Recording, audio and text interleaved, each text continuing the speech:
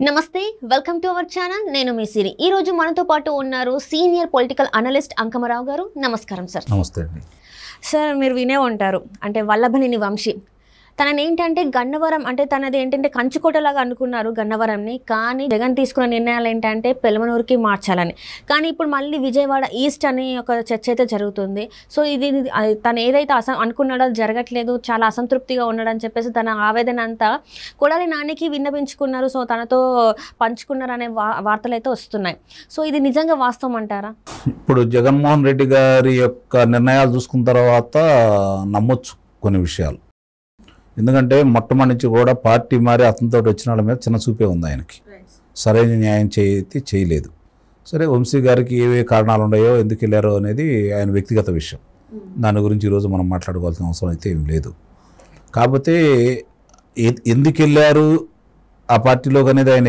వ్యక్తిగతం అయితే ఎవరెవరికి టికెట్లు ఇచ్చేసి నిలబెట్టాలనేది కూడా జగన్మోహన్ రెడ్డి గారి ఇష్టమే కదా సందేహం ఉంది దాంట్లో కాబట్టి ఆయన తన యొక్క అధికారాన్ని తనకు వాళ్ళందరూ వచ్చిన వాళ్ళందరూ ఎవరు ఏంటి వాళ్ళ శక్తి సామర్థ్యాల కంటే కూడా అభ్యర్థులు మారిస్తే ఉపయోగం ఉంటుందని చెప్పి భావించేసి వీళ్ళందరినీ మారుస్తున్నాడు కొత్త కొత్త ప్రయోగాలన్నీ చేస్తున్నాడు ఆయన కొంతమంది ఇప్పుడు శాసనసభ్యుల మీద వ్యతిరేకత ఉందనుకోండి వాళ్ళని పక్కన పెట్టాలి వేరే చాటకు మార్చినందువల్ల మరి ఆ వ్యతిరేకత ఎందుకు పోయిద్దని ఆయన భావిస్తున్నాడు అయితే ఇప్పటికీ నాకు అర్థం కావట్లేదు అంటే ఇప్పుడు శాసనసభ్యులు అనేది ఏంటంటే 20% మా తప్పులు ఉన్నాయి 80% ప్రభుత్వం తప్పులు ఉన్నాయి అధినేత చేసే తప్పులకి మమ్మల్ని బలి చేస్తున్నాడు అనేది ఇప్పుడు మార్పులు చేర్పులు జరుగుతున్న వాళ్ళకి పోటీ చేసే అవకాశం లేని వాళ్ళ మాట్లాడుతున్నటువంటి మాట దాంట్లో కూడా వాస్తవమే ఈరోజు ప్రజలందరూ కూడా జగన్మోహన్ రెడ్డి గారి విధానాలను విభేదించారు అలాగే కొన్ని అకృత్యాలు చేసిన శాసనసభ్యులను విభేదిస్తున్నారు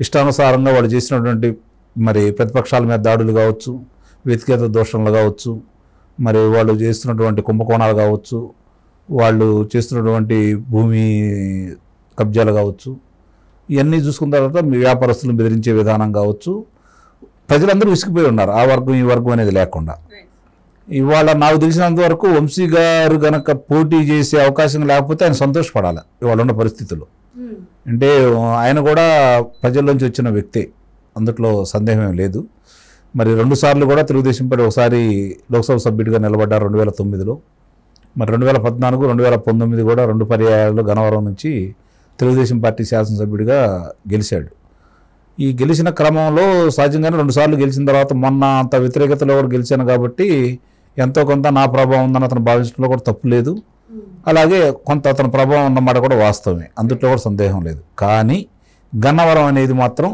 తెలుగుదేశానికి కంచుకోట అధికారం ఉండా లేకపోయినా ఎప్పుడు ఆదరించుకుంటూ వస్తూనే ఉన్నారు గన్నవరంలో కాబట్టి ఈయన కొంత దానికి అదనంగా తెలుగుదేశం పార్టీ కొంత తోడ్పాటు వచ్చింది వంశీ వల్ల ఎందుకంటే ఆయన కొన్ని కార్యక్రమాలు యువతకు సంబంధించి చదివించే కార్యక్రమాలు కొన్ని కార్యక్రమాలు చేపట్టాడు దానివల్ల ఎంతో కొంత సానుకూల దృక్పథం ఉంది అతనికి తెలుగుదేశం పార్టీలో ఉన్నందువల్ల అది కూడా కాంగ్రెస్ పార్టీ వ్యతిరేక భావజాలం పుష్కలంగా ఉన్న నియోజకవర్గం గన్నవరం కాబట్టి కాంగ్రెస్ పార్టీకి వ్యతిరేకం కాబట్టి వైఎస్ఆర్సీపీ పార్టీకి వ్యతిరేకం కాబట్టి తెలుగుదేశానికి వచ్చాడు కాబట్టి ఆయన్ని విశేషంగా ఆదరించారు కూడా అక్కడ దాన్ని మరి సరే వాళ్ళ వ్యక్తిగతాల గురించి మనకు అనవసరం ఇప్పుడు ఏంటంటే మొన్నటిదాకా మీరు అన్నట్టు నియోజకవర్గాలు పెనమలూరు అన్నారు మళ్ళీ ఇప్పుడు వచ్చేసరికి విజయవాడ తూర్పు అంటున్నారు రేపొద్దున ఎట్లా మారుస్తారు ఇప్పుడు ఈ మార్చిన 38 నియోజకవర్గాలు చూసుకుంటా ఉంటే ఒక ఆళ్ళ రామకృష్ణారెడ్డి గారిని తప్ప ఏ రెడ్డిని కూడా ఆయన కదిలించాల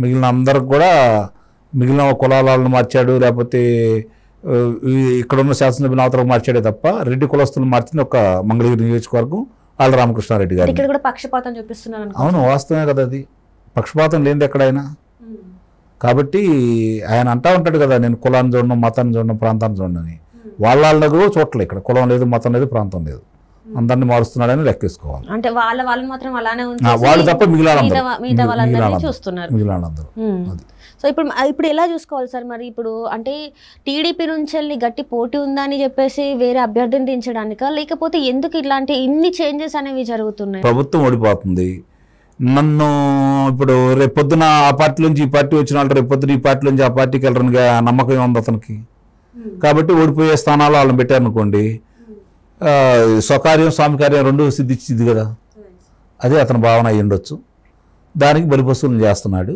ఆ పార్టీలోకి వెళ్ళిన తర్వాతే చాలామంది బలిపశువులని అనుకున్నారు. ఎందుకంటే ప్రజా వ్యతిరేకతను గుర్తించలేదు వాళ్ళు ఏదో అది వాపును చూసి బలుపు అనుకున్నారు. కానీ అది ఎందుకు వచ్చిందనేది ఈరోజు ప్రజలందరూ కూడా అర్థమైపోయింది. మరి ఈరోజు వైఎస్ఆర్సీపీ పార్టీ అనేది ఆ ఫ్యాన్ గుర్తు కావచ్చు, వైఎస్ఆర్సీపీ పార్టీ అనేది కావచ్చు, మా చెవులకు వినపడకూడదు, ఆ గుర్తు కనపడకూడదు అనే అభిప్రాయంతో ప్రజలు ఉన్నారు. అంత తీవ్రమైన వ్యతిరేకతతో ఉన్నారు. అన్ని వర్గాలు, కులాలు, మతాలు, ప్రాంతాలతో సంబంధం లేకుండా ఉద్యోగస్తులు కావచ్చు, అంగన్వాడీలు కావచ్చు, ఆశా వర్కర్లు కావచ్చు, మొత్తం చివరికి పోలీసు వ్యవస్థ అట్లాగే వాలంటరీ వ్యవస్థ కూడా ఈరోజు వాళ్ళ మీద వ్యతిరేకంగానే ఉన్నారు. ఏ వర్గం కూడా అనుకూలంగా లేదు. వాళ్ళు ఏదో అనుకుంటున్నారు. ఆయన కూడా వర్గాలని గురించి ఆలోచించకుండా దేవుడు లబ్ధిదారుల గురించే మాట్లాడుకుంటున్నాడు కదా. కార్యకర్తలను నమ్మట్లేదు, ఆయన నాయకుల్ని నమ్మట్లేదు. కాబట్టి ఆయన నమ్మకం వేరేగా ఉంది. అంటే ఇప్పుడు ఈ పరిణామాలు చూస్తున్నట్టయితే ఒకవేళ విసుగు చెంది బయటకు వచ్చే అవకాశాలు ఉన్నాయంటారా సార్? బయటకు వస్తే ఎవరు వాళ్ళని హక్కును చేర్చుకునే వాళ్ళు లేని వాళ్ళే అక్కడ ఉంటారు. హక్కును చేర్చుకునే వాళ్ళు ఎవరన్నా ఉంటే మాత్రం ఆ పార్టీలకు వెళ్ళిపోతారు. వాళ్ళు కొంతమంది వెళ్ళారు కదా ఇప్పటికి. అంటే ఇంత అసంతృప్తి చూపెడుతున్నాడు కదా ఇప్పుడు మనం వల్లభనేని వంశీ గారు. అంటే చాలా అసంతృప్తి ఫస్ట్ నుంచి కూడా కొంచెం ఇబ్బందిగానే ఉంది. ప్లేసెస్ చేంజ్ చేయడం, అంటే స్థానచలనం జరుగుతుంది. సో ఈ క్రమంలోనే ఇంక ఇది ఎందుకులే అని చెప్పేసి బయటకు వచ్చే అవకాశాలు ఏమన్నా ఉన్నాయా? జగన్మోహన్ రెడ్డి గారు అంటే ఇష్టం ఉందనుకోండి, కష్టాన్ని బరాయిస్తారు. తనకు కష్టం అనిపిస్తే బయటకు వచ్చేస్తారు. రెండే ఇక్కడ, ఇంక ఎక్కువగా దాని గురించి ఆలోచించుకోవాల్సిన అవసరం లేదు. అంటే ఇప్పుడు ద్వారకానాథ్ రెడ్డి వచ్చేసారు. సో ఇట్లనే అంటే ఏంటండి, ఇప్పుడు మీరు చూడండి, రేపు ఎన్నికల నోటిఫికేషన్ రాబోయే సమయానికి ఎంతమంది నాయకులు అందుట్లో ఇప్పుడు వీళ్ళు ప్రకటించిన వాళ్ళు కూడా ఎంతమంది మార్పులు చెందుతారో చూడండి. అనుమానం ఏముంది? ఎందుకంటే ఓడిపోయే పార్టీలో ఉండి ఎన్నికల్లో పోటీ చేయడానికి చాలామంది సమూహంగా ఉండరు. ఎందుకంటే వాళ్ళ ఆషామాషి కాదు ఎన్నికల్లో ఎదుర్కోవడం అంటే. ఆర్థికంగా చాలా నష్టపోతారు. ఆర్థికంగా నష్టపోయి రేపు పొద్దున అధికారం లేని పార్టీలు ఎందుకు ఉండాలని భావిస్తారు కదా. వీళ్ళందరూ ఇటు నుంచి అటు మారారు, అటు నుంచి ఇటు మారుతున్నారంటే స్వార్థం కోసమే కదా, సిద్ధాంతాల కోసం కాదు కదా. సిద్ధాంతాల కోసం అయితే ఒకే పార్టీలో ఉండి ఆ సిద్ధాంత ప్రకారం పోరాడాలి కదా. పక్క పార్టీలు చూస్తున్నారంటే వాళ్ళకి సిద్ధాంతాలు ఇవ్వనే కదా, తీసుకుంటున్న పార్టీలకి సిద్ధాంతాలు ఇవ్వనే కదా. స్వార్థం అంటారా సార్? ఎవరికి వాళ్ళకి స్వార్థం నిస్సందేహంగా అంతే. రాజకీయ నాయకుల గురించి మనం జాలి పడాల్సిన అవసరం లేదు, అందులో సందేహం కూడా ఏం లేదు. అంటే ఇప్పుడు వీళ్ళు చెప్పారు, అంటే ఇప్పుడు మీరు చెప్పారు కాబట్టి ఒక మాట అడగాలనుకుంటున్నాను సార్. ఏంటంటే చాలామంది ప్రజలకు సేవ చేస్తాయి. ఇప్పుడు ప్రజెంట్ ఉన్న ముఖ్యమంత్రి అవ్వచ్చు, ఒకవేళ మార్పు జరిగినా కూడా అందరు చెప్పే మాట ఏంటంటే నేను ప్రజల మధ్యలో ఉండాలనుకుంటున్నా కాబట్టి గెలిపించాలి నన్ను అని చెప్పేసి అడుగుతారు కదా సార్. ఎంతవరకు ప్రజల మధ్యలో ఉంటున్నారు వీళ్ళు అసలు? ఇప్పుడు మీరు అన్నారండి, మంచి ప్రశ్నే. ఇప్పుడు తెలుగుదేశం పార్టీ గత 5 సంవత్సరాలు 2014 నుంచి 2019 వరకు ఆంధ్ర రాష్ట్రానికి ఏం చేసింది? పరిశ్రమలు ఎన్ని వచ్చినాయి? మరి ప్రజల మీద భారం మోపిందా, లేకపోతే ప్రజలకు భారం పడకుండా వాళ్ళు నడుపుకుంటూ వచ్చారా అని చెప్పి బేరీజ్ వేసుకుంటారు కదా. ఆ బేరీజ్ వేసుకునే క్రమంలో ఈ 4 సంవత్సరాల 7 నెలల కాలపరిమితి కనుక మనం చూసుకుంటా ఉంటే ఈ రోజు వరకు చూసుకున్నాం అనుకోండి, పరిస్థితి వాళ్ళకి అర్థమైపోతూ ఉంటుంది కదా. ఈ అర్థమైపోయిన దాంట్లో ఆ రోజు పరిశ్రమలు కనపడుతున్నాయి, ఉద్యోగాలు కనపడుతున్నాయి, రహదారులు కనపడుతున్నాయి, అన్నా క్యాంటీన్లు కనపడుతున్నాయి, పోలవరం కనపడతా ఉంది, రాజధాని ప్రాంతం కనపడతా ఉంది, కియా పరిశ్రమ కనపడతా ఉంది, వరుసనే కనపడతా ఉన్నాయి కదా. ఇవన్నీ లోకేష్ బాబు బయలుదేరి మన యువగళం పాదయాత్ర కావచ్చు, అంతకుముందు జరిగిన కార్యక్రమాలు కావచ్చు, ఏగేటి సాగుతానే ఉన్నాడు. యువగళం పాదయాత్రతోటి ప్రజల్లోకి బలంగా తీసుకెళ్ళాడు కదా. ఏ ప్రాంతాల్లో ఏ పరిశ్రమలు వచ్చినాయి, ఎంతమంది ఉద్యోగస్తులు వచ్చినాయి, మరి అక్కడ స్థానికంగా ఉన్నటువంటి నాయకులు కావచ్చు, మంత్రులు కావచ్చు, వాళ్ళు చేసినటువంటి అకృత్యాలు, దోపిడీలు, ప్రజలకు ఎండగడుతూ వాళ్ళ మీద ఛాలెంజ్లు విసురుకుంటూ బయలుదేరాడు కదా. ఆయన చేసే సవాలు ప్రతి సవాలు ఎక్కడా లేదు కదా, సమాధానాలు లేవు కదా. ఇవన్నీ ప్రజల్లో బలంగా వెళ్ళిపోయినాయి కదా. ఇప్పుడు ప్రజలు కూడా ఆలోచించుకుంటారు. ప్రజలు కూడా ఇద్దరిచ్చే డబ్బులు తీసుకుంటున్నారు. కానీ ఎవరిని గెలిపించాలో వాళ్ళు ఒక నిర్ణయానికి వస్తున్నారు. గెలిపించాలనుకున్న వాళ్ళకే ఓట్లు వేస్తున్నారు. డబ్బులు ఇచ్చిన వాళ్ళందరికీ ఓట్లు వేయట్లేదు వాళ్ళు. రేపు కూడా ప్రజలు ఒక నిర్ణయానికి వచ్చారు. ఇప్పుడు మిగిలిన రాష్ట్రాల్లో లేని చైతన్యం ఆంధ్ర రాష్ట్రంలో ఏంటంటే ప్రజలు స్థిర నిశ్చయంతో ఉన్నారు వీళ్ళు.